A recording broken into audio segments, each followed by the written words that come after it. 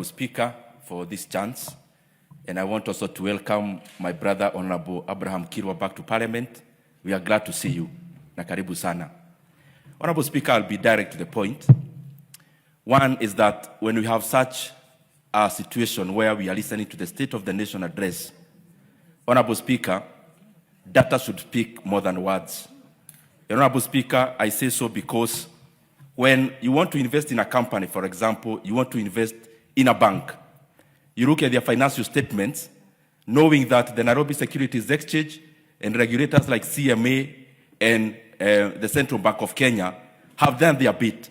And therefore you do it knowing that the data you are reading is believable. Honorable Speaker, I say so because some of the data I saw presented last week, I don't know exactly whether it is the Kenya National Bureau of Statistics that is wrong, or it is the speech, and especially the people who made the speech who didn't have the correct data, Honorable Speaker. The first thing I want to cite is the exchange rate. We have been talking here in Parliament and especially giving a narration that we have made the exchange rate to climb down. Honorable Speaker, in the day of elections in Kenya, the exchange rate to the USD was 118 shillings. The exchange rate during the swearing day, Honorable Speaker, was 120 shillings. The exchange rate reached 159 actually in 2023 when we were still around, Honorable Speaker. And therefore, Honorable Speaker, the exchange rate has actually depreciated by 8.5% from August of 2022, Honorable Speaker. And it is in an era where the USD itself globally has depreciated by 10%. And therefore, Honorable Speaker, there, I don't know which data is actually correct. The other issue, Honorable Speaker, is the performance of the Nairobi Securities Exchange. The truth of the matter, and Honorable Speaker, it is usually said that when you have a lion, you just need to unleash it. You don't need to defend it. It defends itself. And that is how facts are, Honorable Speaker. You release them, they defend themselves. The Nairobi Securities Exchange, just like all the other stock exchanges in the world, they are not measured by market capitalization. They are measured by indices. And there are two indices in the NSE, Honorable Speaker. One is called the Nairobi Security or Share Index. The other one is called the 20 Share Index. Honorable Speaker, the highest you have seen, and I say so because in the speech, I saw that the Nairobi Securities Exchange is in its all-time high. Honorable Speaker, that is incorrect. The Nairobi Securities Exchange, even citing the last 5 years, Honorable Speaker, only, or even the last 10 years, its all-time high in the recent past was actually 2017. But the very much all-time high, Honorable Speaker, was actually around 2007. The Nairobi, the NASI, which is the OSHA Index, Honorable Speaker, the all-time high of NASI was actually in 2017, not as it was being given in the speech. And the Honorable Speaker, even the data on construction. If you read the Kenya National Bureau of Statistics, the construction sector in Kenya in the 2024 year, Honorable Speaker, it actually contracted by 2%. The consumption of cement was down by 7.9%. Consumption of steel was down at a level where we are doing housing projects.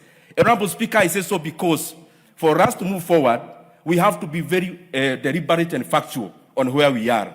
And that is why, after all is said and done, data always speaks for itself.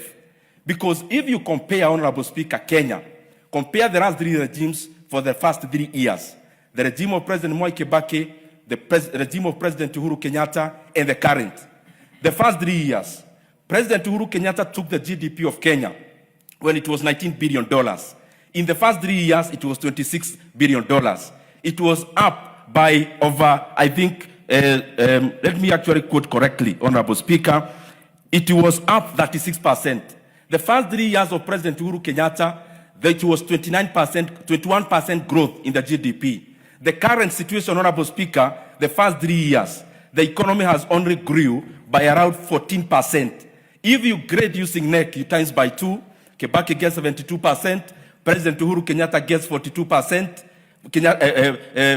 President Kibaki gets 72%, Uhuru Kenyatta 42%, the current one is at 29%. You can use NEC to grade, Honorable Speaker. Honorable Speaker, the other issue I want to cite is even the regional dominance of Kenya. In the year 2024, Uganda grew by 6%, Tanzania by 6.1%, Honorable Speaker. Rwanda grew by over 8%, Kenya grew by 4.7%. Honorable Speaker, also as I said, facts are like lion. You release them, you don't defend them, they defend themselves. Honorable Speaker, as I come to the conclusion, I thought the President would actually talk about, or the speech would include the issue of debt. Kenya is currently borrowing 3.5 billion shillings every day, unprecedented. And besides that, we are borrowing also illegally, in the name of securitization, in the name of Talanta Board, and the rest. I thought that is a monumental issue that would have been highlighted. But lastly, Honorable Speaker, I thought the speech would include the issue of education. The speech was read in a situation where, Honorable Speaker, our principals have received a circular to increase school fees for day scholars, Honorable Speaker, starting January. And I want to rally the members of this House. We must not sit here when the fees for day secondary school is being increased by government from next year. Honorable Speaker, very lastly, I didn't hear the issue of confirmation of the JSS interns, who are 20,000 in number. Honorable Speaker, these JSS interns, our brothers and sisters, must be confirmed into permanent and pensionable terms immediately without delay. I submit, Honorable Speaker. What's your point of order, Honorable Mohammed?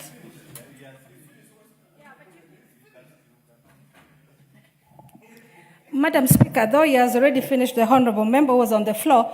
As a concerned Kenyan, he has just indicated that Kenya is borrowing some billions every single day. I would like him to tell me today, how did we borrow, which bank, which institution borrowed us? Because when you are speaking here, we need to tell Wananchi the truth, not just lying. You know, that's a story that can burn a country. When you hear your country is borrowing every day, I beseech you to ask him to give me evidence as a Kenyan. How much have we borrowed today, from which institution, who signed, where is the money? Please make this clear to us as Wananchi wants to know on their behalf as a Migori member of Parliament. You've made Honorable Speaker, I don't know how to respond because it's hard to respond to such kind of an issue.